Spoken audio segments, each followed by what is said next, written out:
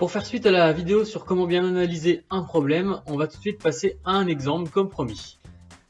Alors maintenant, pour rendre ça un peu plus concret, on va essayer de faire un petit sujet que j'ai repéré. On va essayer d'analyser un sujet en particulier que j'ai repéré dans l'annale des brevets de l'année dernière, non, de 2014, pardon. Un exo qui peut paraître assez compliqué et qui en fait n'est pas tant que ça. C'est cet exo là. Exercice 6 qui est sur 6 points, ce qui est pas mal quand même. Donc quand vous le voyez déjà, il est assez bon, il fait une page quoi, ce qui est pas mal. Et donc il y a pas mal d'infos, il y a un dessin, machin. On va essayer de voir un peu ce qui est important dans cet exercice là. Donc déjà première chose qu'on peut remarquer, ça va être un exo de géométrie. Donc j'espère que ça vous aviez réussi à le remarquer tout seul. Et on va lire l'énoncé ensemble. Donc pour savoir si les feux de croisement de sa voiture sont réglés correctement, Pauline éclaire un mur vertical comme illustre le dessin suivant. Donc là, voilà, on nous parle de voiture, de feu de croisement, de mur vertical. Bon, elle fait un dessin, très bien, très intéressant. Et donc on a le dessin qui est représenté. Et ensuite, on nous dit que Pauline, qu'est-ce qu'elle dit? Pauline réalise le schéma ci-dessous, qui n'est pas à l'échelle, et relève les mesures suivantes. Donc PA égale 0,65 m, AC égale QP égale 5 m, CK égale 0,58 m. P désigne le phare assimilé à un point. Donc en fait, là déjà, première chose qu'on peut remarquer, c'est qu'on a deux dessins, un au-dessus avec une voiture, machin, des phares, enfin tout ça, et le dessin a été refait. Et en fait, c'est ce dessin-là qui va nous intéresser. Celui du dessus, finalement, ne sert plus à rien. Et même la phrase du dessus, elle vous permet de comprendre un peu, si vous avez envie de comprendre l'énoncé, mais ça va pas forcément vous être utile, je pense, pour résoudre l'exercice. Ce qui est important, c'est vraiment les données géométriques, comme je vous l'ai dit, et les figures, ce genre de trucs. Là, il n'y a aucune donnée mathématique.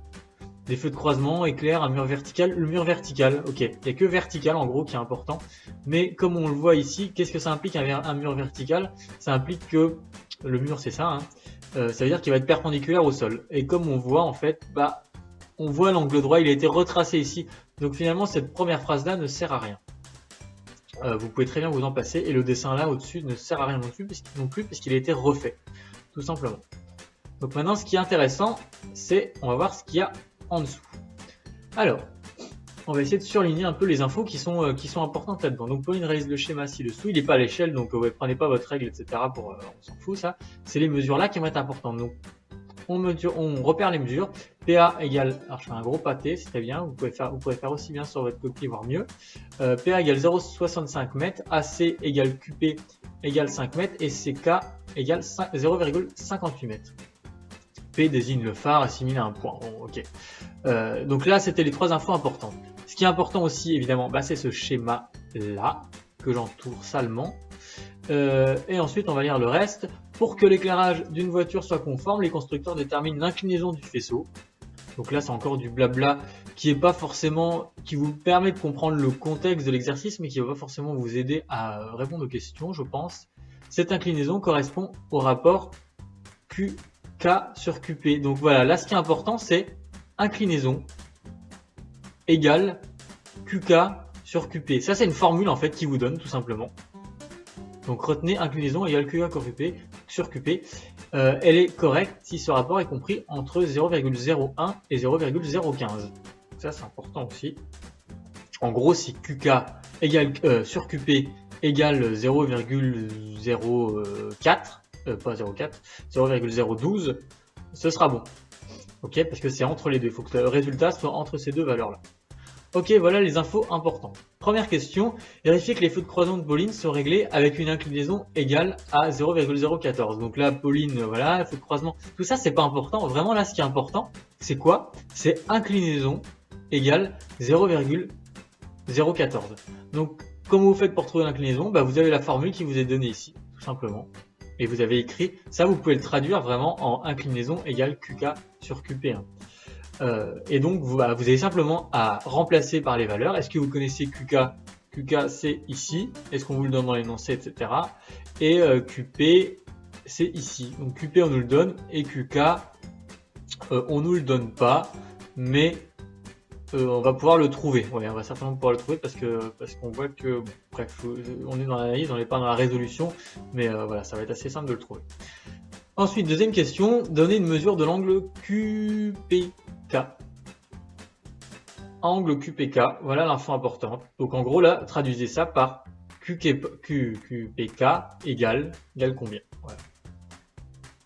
Et donc QPK, vous le repérez évidemment sur la figure. À chaque fois qu'on vous donne une info et qu'il y a une figure qui est tracée, repérez à chaque fois. Donc QPK, c'est ici.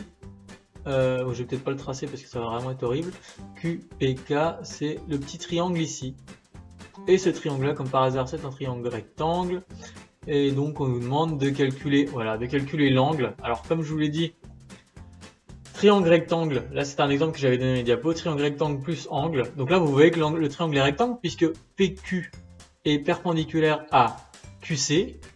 Donc, votre triangle PQK, il est rectangle en Q. Voilà. Donc vous savez que vous avez un triangle rectangle et qu'on vous demande un angle. Donc triangle rectangle plus angle, c'est trigo.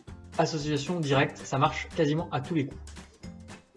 On arrondira au dixième de degré. Bon, ça c'est important aussi parce que bon, si vous trouvez le résultat et que vous arrondissez pas comme il demande, ça peut vous enlever jusqu'à la moitié des points. Donc bon, ça c'est assez simple à faire. Donc repérez là aussi cette info.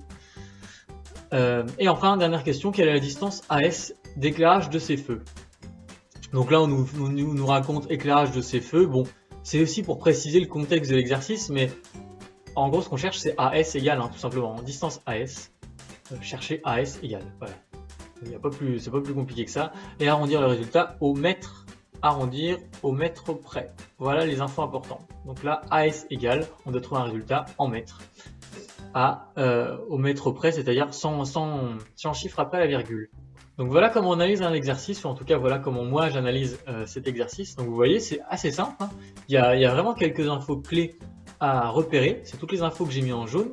Et limite, on pourrait se dire, si j'enlève toutes les infos qui sont pas en jaune, et ben je pourrais quand même réussir à faire cet exercice-là, parce que tout ce qui n'est pas en jaune n'a vraiment aucune importance.